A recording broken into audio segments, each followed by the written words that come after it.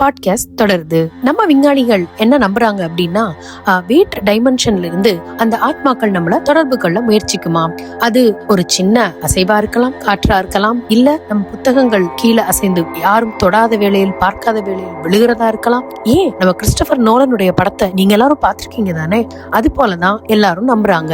உதாரணமா சொல்லணும்னா doctor Michael Newton, அவரை எடுத்து பாருங்க நேர்களே.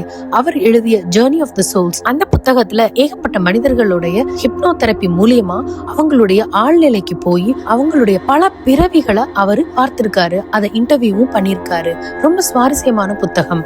அந்த புத்தகம் மூலியமா தான் எனக்கு ஒரு விஷயம் தெரிஞ்சிச்சு. ஒரு ஆத்மா தன் உடலை விட்டு பிரிஞ்சு வெளியே வந்ததும் அது மேல்நிலை ஆத்மாக்களை அடையிறதுக்கும் வாய்ப்பு இருக்கு. இல்ல தான் அதே நிலையில அங்கேயே யார்கிட்டையும் பேசாம தான் விட்டுட்டு போனவங்களை பத்தி ஏங்கிட்டும் பல நாளும் அவங்க காத்துட்டு இருப்பாங்களாம். இப்ப நீங்க என்ன சொல்றீங்க? நம்மள சுத்தி பல ஆத்மாக்கள் நம்ம கிட்ட பேசுறதுக்காக துடிச்சிட்டு இருக்கு நீங்க நினைக்கிறீங்களா?